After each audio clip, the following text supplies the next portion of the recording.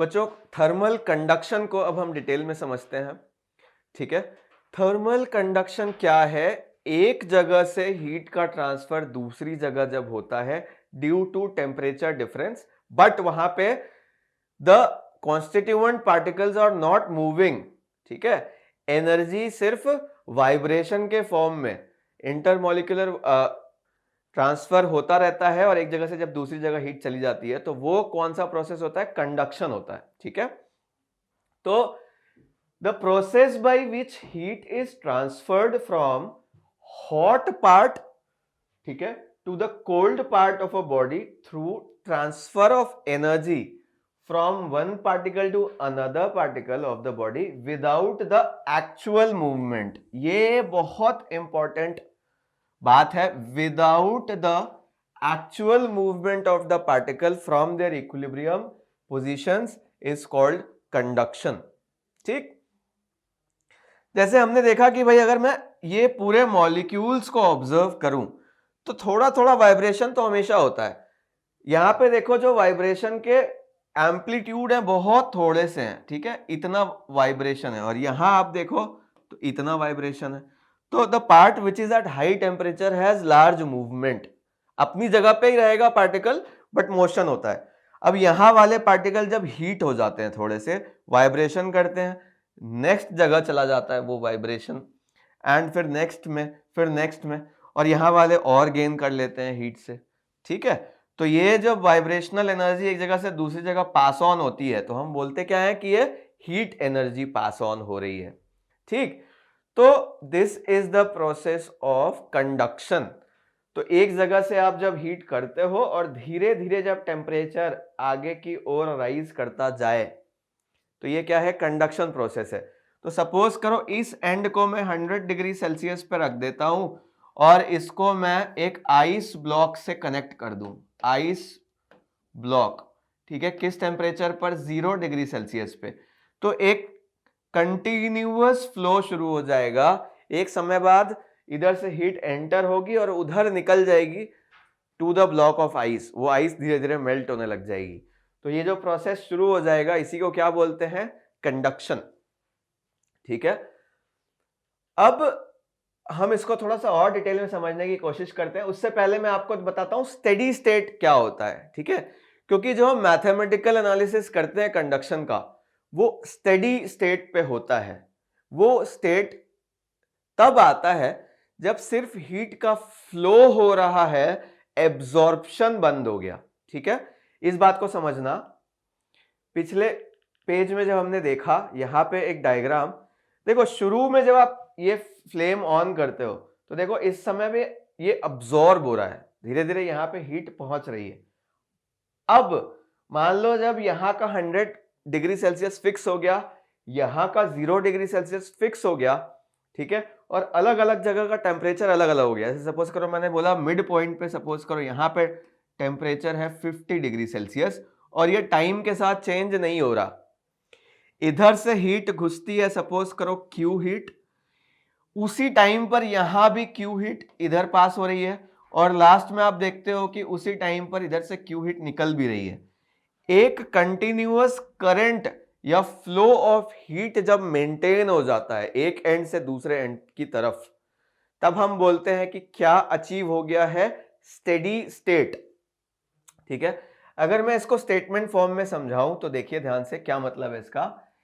If the temperature of a cross section at any position x in the slab remains constant with time, ठीक है, the slab is said to be in steady state। किसी भी cross section पर temperature अगर fixed है, change नहीं हो रहा, मतलब अब एब्जॉर्प्शन खत्म हो चुका है, अब सिर्फ ट्रांसफर हो रहा है, और उस स्टेट को हम क्या बोलते हैं? कि स्टेडी स्टेट आ चुका है। समझिएगा, मान लो बच्चों किसी स्मॉल टाइम इंटरवल में इधर से Q1 हीट एंटर हुई, इस क्रॉस सेक्शन से सपोज करो Q हीट पास हुई, और एंड वाले क्रॉस सेक्शन से यहां से Q2 हीट बाहर गई।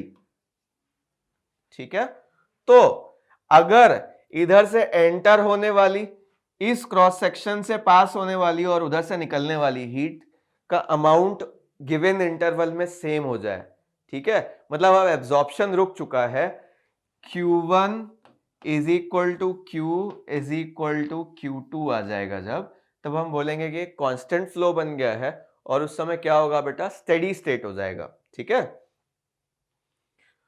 मैंने क्या बोला, for a conductor in steady state there is no absorption और emission of heat any cross section. किसी क्रॉस सेक्शन पे अगर मैं बात करूं, जैसे बच्चे ये एक क्रॉस सेक्शन देखो आप, ठीक है, ये वाला क्रॉस सेक्शन अगर आप देखो तो जितनी हीट इधर से एंटर हो रही है उतनी हीट अगर उधर निकल जाए तो हम बोलते हैं कि भाई क्या आ गया है, स्टेडी स्टेट आ गया है, ठीक है। कहने का मतलब क्या हुआ बच्चे, एक क्रॉस सेक्शन में जितनी हीट इधर एंटर हो रही है उतनी ही उधर पास हो रही है।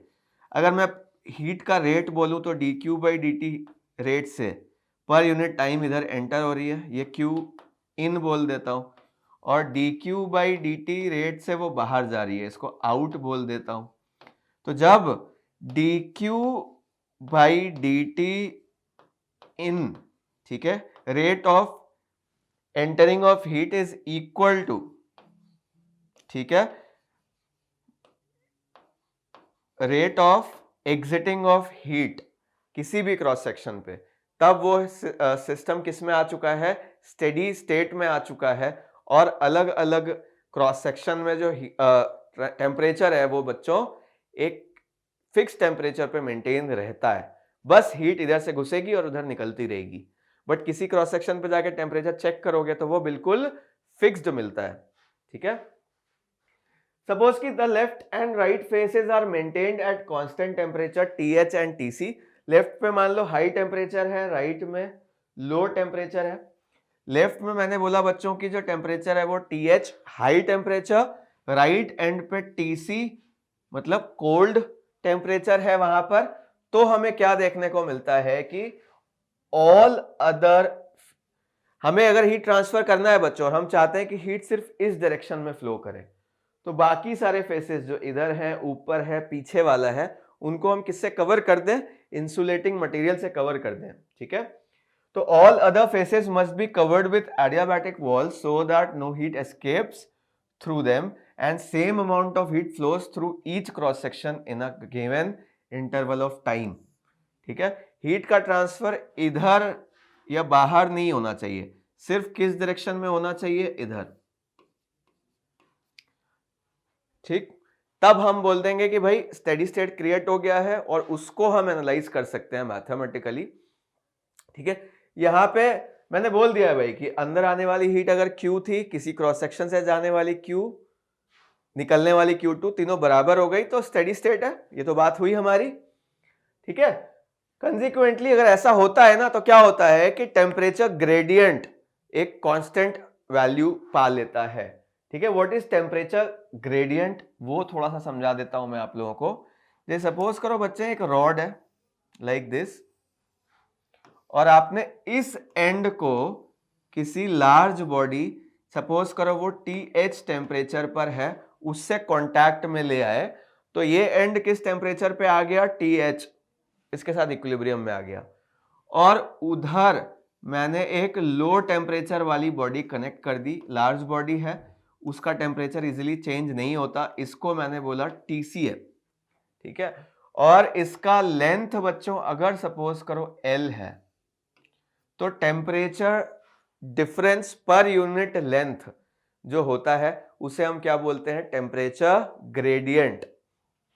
टेम्परेचर ग्रेडियंट मैंने क्या बताया बच्चों, टेम्परेचर ग्रेडियंट इज, ठीक है, equal to delta T upon delta L, ठीक है। दोनों के बीच का temperature difference divided by the distance between these two ends is called temperature gradient. तो टेम्परेचर डिफरेंस क्या हो जाएगा भाई, TH minus TC divided by L, ये हमारे लिए क्या हो जाता है बच्चों, टेम्परेचर ग्रेडियंट हो जाता है, ठीक है। तो वो फिक्स्ड वैल्यू पा लेता है इन स्टेडी स्टेट, इस बात को हमें भी ध्यान में रखना चाहिए, ठीक है। तो टेम्परेचर ग्रेडियंट मैंने क्या बोला, अगर छोटे टेम्परेचर डिफरेंस की बात करूं, ठीक है, स्मॉल पार्ट में, एक रॉड के छोटे डिस्टेंस dx पार्ट में अगर बात करूं यहां से यहां तक, और टेम्परेचर डिफरेंस कितना है, सपोज करो dt है, तो dt अपॉन dx भी टेम्परेचर ग्रेडियंट बोल सकते हैं। पूरे एंड के लिए बात करूं तो यहां पे टेम्परेचर डिफरेंस डेल्टा टी और लेंथ क्या है इसका, l है, तो डेल्टा टी बाई एल भी हो जाएगा, वो हो जाएगा T F minus T I upon L, या फिर T C minus T H upon L. ठीक है, यहां पे आपको नेगेटिव वैल्यू क्यों दिख रही होगी, क्योंकि इस साइड में टेम्परेचर धीरे धीरे डिक्रीज कर रहा है। अगर इधर क्या था टी एच और इधर क्या था टी सी, तो फाइनल हम कौन सा ले रहे हैं, एक्चुअली कोल्ड वाला, और ठीक है इनिशियल हम क्या ले रहे हैं बेटा, हाई वाला। तो यहां पर जो है नेगेटिव वैल्यू आपको दिख रही होगी T C minus T H, उससे घबराना नहीं है। वो नेगेटिव क्या शो कर रहा है हमें कि when we move from left to right the temperature is decreasing with increasing distance. ठीक है, इस डायरेक्शन में जा रहे हैं तो टेम्परेचर धीरे धीरे कम हो रहा है। तो जैसे सपोज करो बच्चों कि हमारे पास एक रॉड है,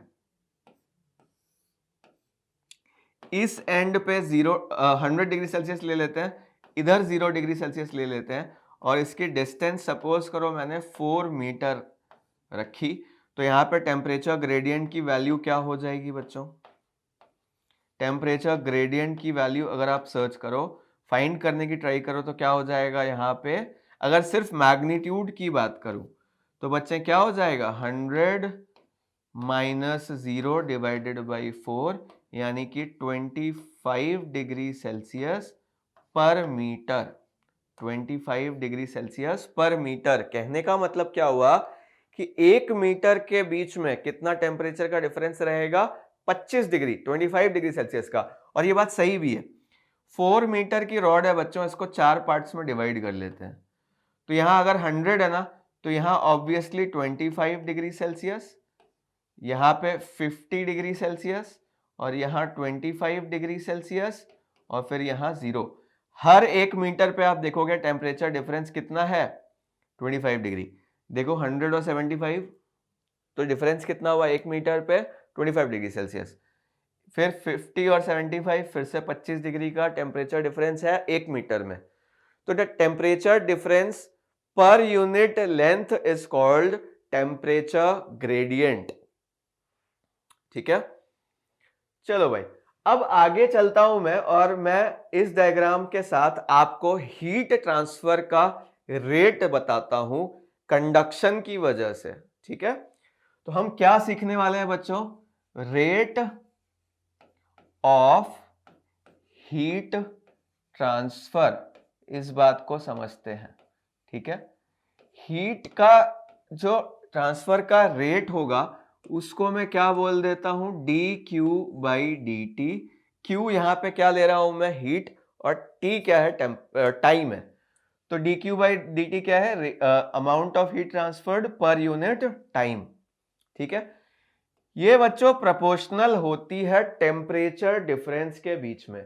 मान लो ये ब्लॉक है और इस एंड पे जो टेम्परेचर है वो TH है, और इस एंड पे जो है वो TC है, तो ऑब्वियसली हीट जो ट्रांसफर होगी बच्चों वो लेफ्ट से एंटर होगी और राइट की तरफ जाएगी।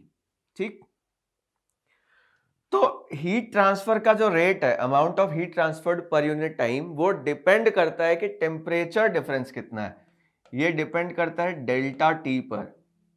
ठीक है, temperature difference between the two ends of the conductor. dq by dt और किस बात पर डिपेंड करता है वो मैं बता देता हूं, is inversely proportional to the length या डिस्टेंस बिटवीन द एंड्स। ठीक है, इधर से उधर जाने में, ठीक है, जो रेट होगा वो स्लो हो जाएगा अगर बहुत लंबा रॉड ले लो, और अगर बहुत छोटी डिस्टेंस है तो जल्दी हीट पहुंच जाएगी। ठीक है, तो this is inversely proportional to the distance between the ends. यहां पे हमने टोटल लेंथ क्या ली है बच्चों, L ली है, तो rate of heat transfer is inversely proportional to L। और एक बात है बच्चों कि dq by dt is directly proportional to area, of cross section of the rod. ठीक है, इस बात को हम समझते हैं बच्चों। जैसे सपोज करो यहां पर इस रॉड के थ्रू आपको हीट का ट्रांसफर करना है, तो ज्यादा हीट एक जगह से दूसरी जगह पर यूनिट टाइम नहीं जाएगी, जबकि अगर रॉड ऐसा हो जिसका क्रॉस सेक्शन एरिया ज्यादा हो तो इधर हीट ट्रांसफर का रेट ज्यादा होगा। ठीक है, ऐसा क्यों? क्योंकि आप देख रहे हो कि ये बहुत थिन रॉड है, इसमें से ज्यादा हीट एक समय पे जा नहीं पाएगी, और यहां पे क्रॉस सेक्शन ज्यादा हो गया, ज्यादा हीट यहां पे जा सकती है। इसको एनालॉजी समझाता हूं। जैसे हमारे पास दो पाइपलाइंस होती हैं वाटर की, ठीक है, ये एक पतली पाइप है और एक मोटी पाइप है, तो आपसे पूछूं किसमें से ज्यादा पानी जा सकता है पर यूनिट टाइम, तो आप बोलोगे सर मोटे वाले पाइप से, the thicker pipe will carry more water per unit time. ठीक है, दिस इज पॉसिबिलिटी। तो इसीलिए मैंने बोला कि भाई rate of heat transfer is directly proportional to area of cross section. तो इन सब को अगर मैं डायरेक्टली मल्टीप्लाई कर दूं तो एक्चुअल जो रिलेशन आती है वो ये आती है बच्चों, D Q by D T is equal to, ध्यान से समझिएगा, minus K A delta T, ठीक है, minus K A delta T upon L. This is the final relation for rate of heat transfer through conduction in a conductor of length L and area of cross section A। अब आपके मन में आ रहा होगा भाई ये क्या है K, तो K यहां पे मैं बता देता हूं कि इसको कहते हैं हम लोग थर्मल कंडक्टिविटी। ठीक है, ये क्या है? थर्मल कंडक्टिविटी है, और ये डिपेंड करती है मटेरियल टू मटेरियल। किसी कंडक्टिविटी, तो किसी मटेरियल की थर्मल कंडक्टिविटी ज्यादा होगी, जिसका K ज्यादा है उसमें rate of heat transfer per unit time ज्यादा होगा। किसी की कंडक्टिविटी कम है तो उसका rate of heat transfer per unit time क्या है, वो कम होगा। ये बहुत ऑब्वियस है। जैसे अगर मैं जनरल क्वेश्चन पूछूं कि भाई वुड की K ज्यादा होगी थर्मल कंडक्टिविटी या कॉपर की, तो आप डायरेक्टली बोलोगे सर कॉपर की मल्टीपल टाइम ज्यादा होगी वुड से, because wood is a non conductor of heat या bad conductor of heat, and copper is a good conductor of heat. तो इसको अब हम समराइज करते हैं एक बार, कि मैंने क्या बताया कि भाई हीट का ट्रांसफर का रेट जो है वो क्या होता है, के A delta T upon L.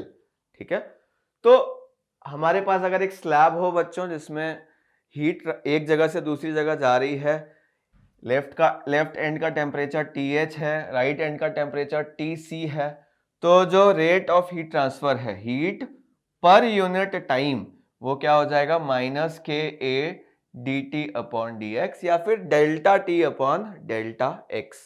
Delta x यहाँ पे क्या है बच्चों, डिस्टेंस है, तो अगर पूरे के लिए लिखूंगा तो डेल्टा टी और नीचे एल लिख सकता हूं। स्मॉल क्रॉस सेक्शन अगर सिर्फ इतनी दूर के लिए सोच रहे हैं हम लोग, तो भी हीट का रेट ऑफ ट्रांसफर तो वही रहेगा यहाँ पे। ठीक है, तो इधर से इधर जाने में अगर मान लो क्यू हीट गई है और टी टाइम में गई है, तो ये फॉर्मूला आ जाता है हमारे लिए। ठीक है बच्चों, यहाँ पे K क्या है वो देखो, K is a constant depending on the material of the slab and is named thermal conductivity of the material। ठीक है, good conductors have more thermal conductivity, bad conductors have less thermal conductivity। ठीक है, यहां पे जो dt by dx है, मैंने बताया था temperature difference divided by the distance is called thermal gradient. ठीक, और थर्ड बात यहां पे क्या है कि negative sign in equation shows that heat flows from high temperature to low temperature. Delta T की जो वैल्यू है ना वो नेगेटिव होती है। ऐसा क्यों? क्योंकि हमारे जो हीट ट्रांसफर जहां होके पहुंची है वो एक लो टेम्परेचर होता है और इनिशियल टेम्परेचर एक हाई टेम्परेचर है। ठीक है, तो जब हम डेल्टा टी को लिखते हैं तो हम क्या लिखेंगे बच्चों,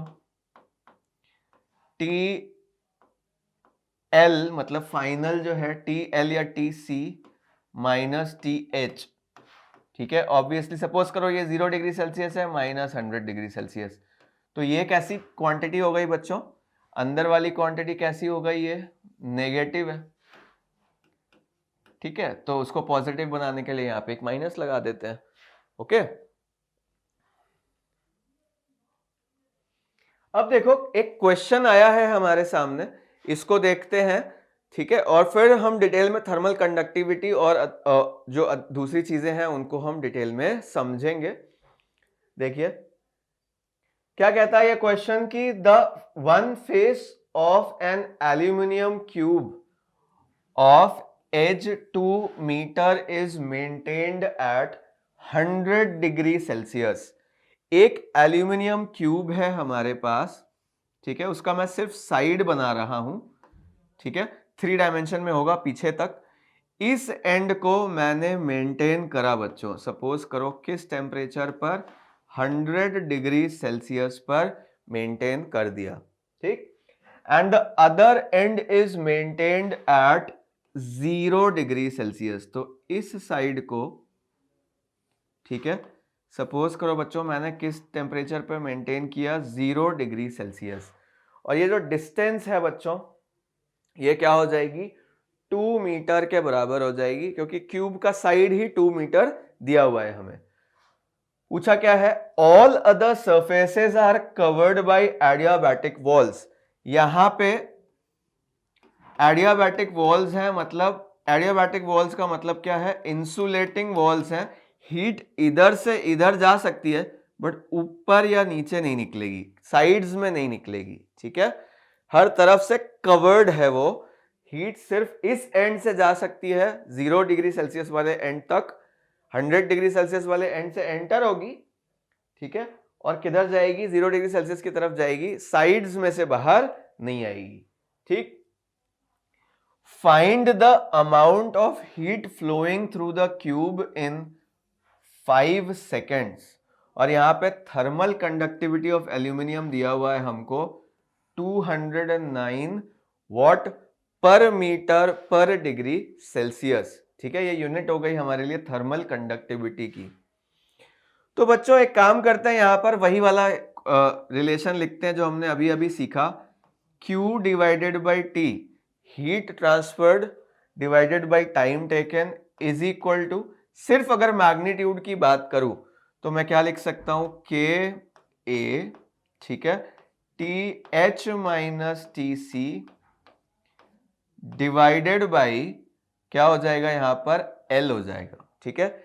अगर एक क्यूब है तो एरिया जो होगा, क्रॉस सेक्शन एरिया, वो साइड का स्क्वायर लिख सकता हूं मैं। अच्छा, सब चीजों को 1 बाय 1 यहां पे लिखते हैं। अगर मैं इसको नेक्स्ट स्टेप में ले जाऊं और सिर्फ हीट निकालने की कोशिश करूं किसी गिवन टाइम में, तो टी को उधर भेज दो, क्योंकि ये कितनी हीट है? 1 सेकेंड में ट्रांसफर होने वाली हीट। तो अगर टी समय में ट्रांसफर होने वाली हीट निकालनी होगी तो टी दोनों साइड मल्टीप्लाई कर दो। तो फॉर्मूला क्या बनेगा? KA TH minus TC divided by L into T। और इसको हम अगर सॉल्व करें वैल्यूज पुट करके तो हमें हीट मिल जाएगी in given interval of time. तो बच्चों यहाँ पे कंडक्टिविटी की जो वैल्यू दी हुई है, देखिए वो कितनी दी है? 209 लिख देता हूं, into area of cross section. देखो क्योंकि क्यूब है उसका एरिया ऑफ क्रॉस सेक्शन एक स्क्वायर होगा 4 मीटर स्क्वायर का, तो 4 लिख देता हूं यहां पे। टेम्परेचर डिफरेंस बच्चे 100 माइनस 0 डायरेक्टली 100 मिल गया, ठीक है। टाइम कितना दिया है हमें? 5 सेकेंड, तो टाइम की वैल्यू मैंने 5 सेकेंड लिख दी। और लेंथ जो है जिसके अक्रॉस हीट ट्रांसफर हो रही है वो क्या हो गया हमारे लिए? 2 मीटर हो गया ये भी। तो नीचे मैंने यहां पर 2 रख दिया, ठीक। ये गया 5 इंटू 2 क्या हो जाएगा? 10 हो जाएगा। तो ये हमें क्या मिलेगा? 209 इंटू 10 टू पावर 3, या फिर इसको क्या लिख सकता हूं बच्चे मैं? इसको मैं लिख सकता हूं 2.09 इंटू 10 टू पावर 5 जूल। ठीक है, हमें हीट ट्रांसफर पूछा है इन 5 सेकेंड, तो इतनी heat 2.09 into 10 to power 5 joule हमारा आंसर हो जाएगा यहाँ पर। ठीक है,